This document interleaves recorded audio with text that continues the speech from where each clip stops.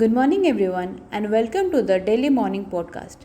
So now let's see how the market have done in the yesterday's trade.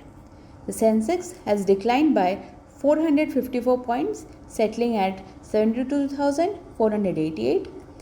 Nifty closed in at 152 points lower, settling at 21,995. Nifty Mid Cap 100 has declined by 0.49%. Small Cap 100 has increased by 0.28%. Now let's look at the Nifty 50 gainers and losers. The gainers are Infosys, Bajaj Auto, JSW Steel, Tata Consumer, Adani Ports and BPCL. While the losers are Apollo Hospital, ONGC, Titan, NTPC, ITC, Dr. Reddy and Cipla.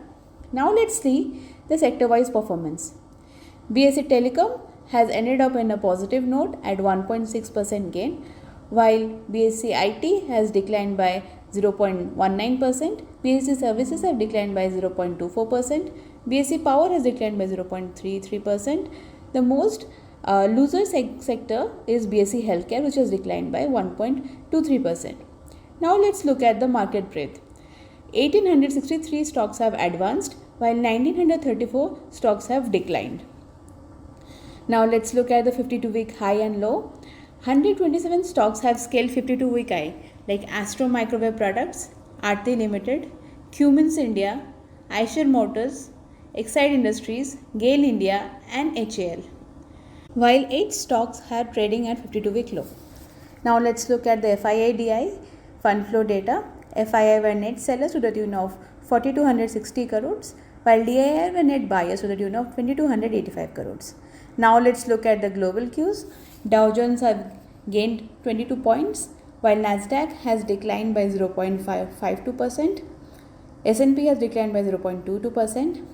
The global cues remain very weak due to the escalation of conflict between Israel and Iran. We expect a gap down start to the market.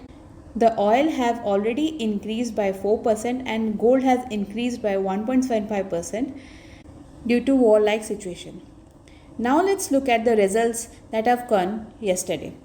First is Aslaya Solution India Limited. The profit was impacted due to exceptional expense on account of impairment of goodwill. While the revenue was up 5% on a QOQ basis and 10% on a YOY basis to 130 crore.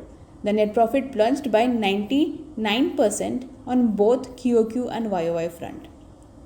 The performance looks decent, but exceptional expense have impacted the profitability, which is expected to be a one-time impact.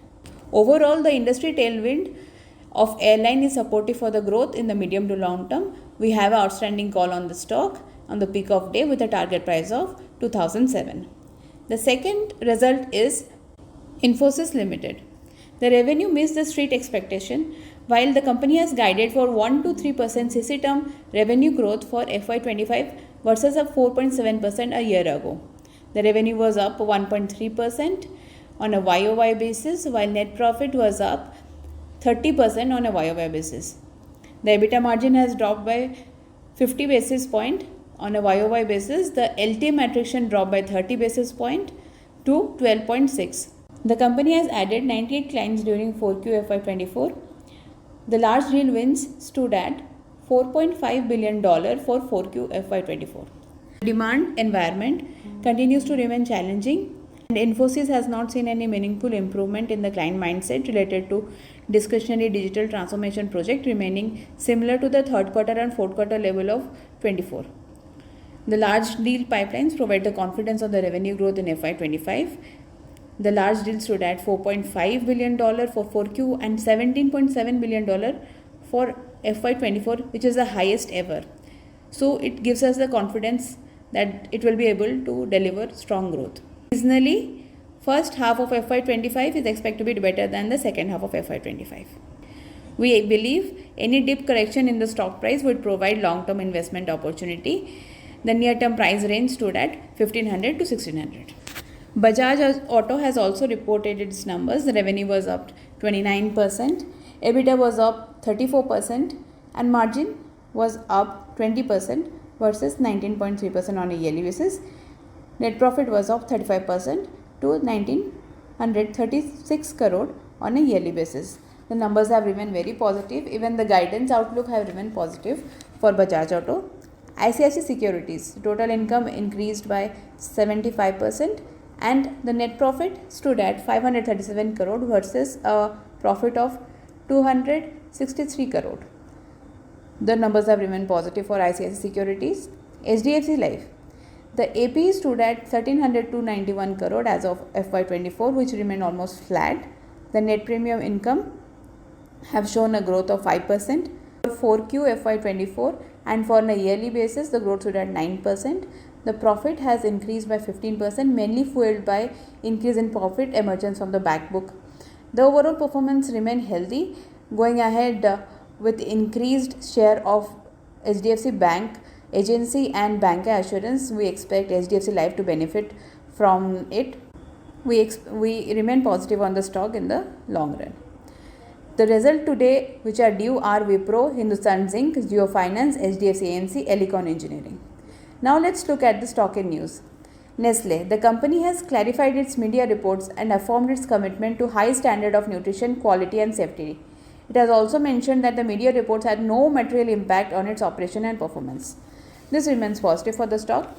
ITC, the company arm has acquired 100% stake in Basilic Tech for 485 crore. This remains positive for the stock.